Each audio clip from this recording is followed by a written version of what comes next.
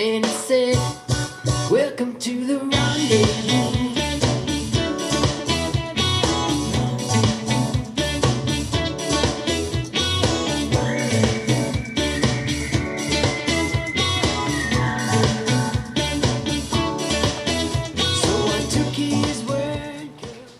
Echoes of Yesterday is a fun, philosophical romance about music, love, and life in modern America. That's romance in the Hawthorne sense of the word. It's not too woo-woo. In the Hawthorne sense of the word, romance, things happen in the world and there's not always an explanation for it, and nor does there need to be. It's kind of like magic. It's kind of like love itself. No one really knows why people fall in love. It just sort of happens, and it's magical. And it doesn't need a reason, nor does it need an explanation. So, why does the book need an explanation? Well, it's a good question, and that's because I want you to buy it. So, the book is about music. I've been writing songs for most of my life.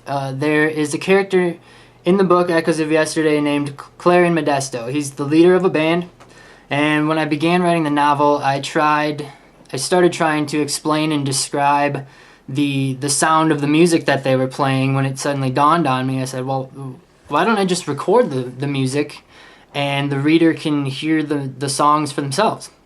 And there you go. The idea was born, an audio novel.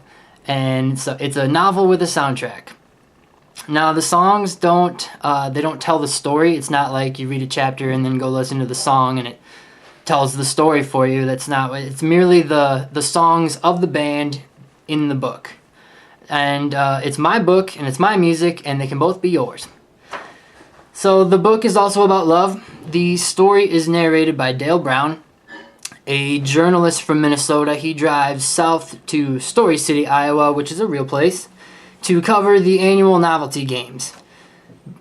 But perhaps he really goes there to see his former girlfriend named Ruby. Everybody loves Ruby in one way or another, and that's about as woo-woo as it gets, and so enough about that.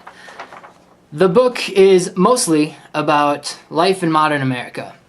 It seeks to answer what I feel is the question of our time, which is, with our ever-increasing dependence on technology, are we losing our humanity? With everything becoming digitally connected, are we losing sight of our human connections? And you're probably thinking, well, yeah, but what does it matter? And that's precisely the point. Perhaps it doesn't. Perhaps it matters a great deal. The answer's up to you, and thus is the framework of the novel. Echoes of Yesterday is the tale of a man getting red-pilled. It is a book of thoughts, what I like to call gems of insight. And my hope as you read it is that you will, from time to time, stop and think, I never thought about it that way before. And in this way, the book is a journey into the self. Whether or not you're interested in that doesn't really matter. If we all were to question ourselves more often, perhaps humanity would benefit. So, when's the last time you went an entire day without a smartphone? So the book is written in 3 parts: Echoes of Yesterday, Voices of Today, and Songs of Tomorrow.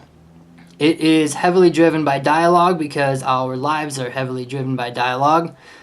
It is not political, which is a godsend in these days, since apparently everything is political, but this book is not, thank God.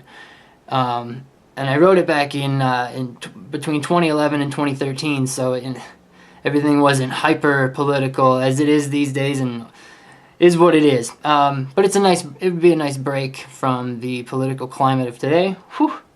So, it's essentially a book about ideas and awareness.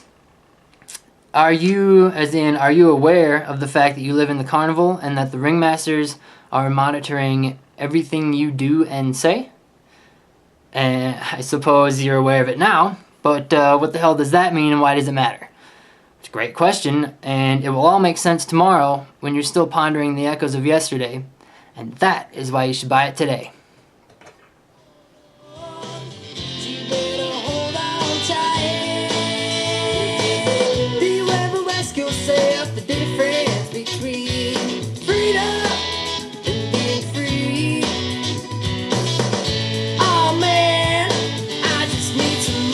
Breathe.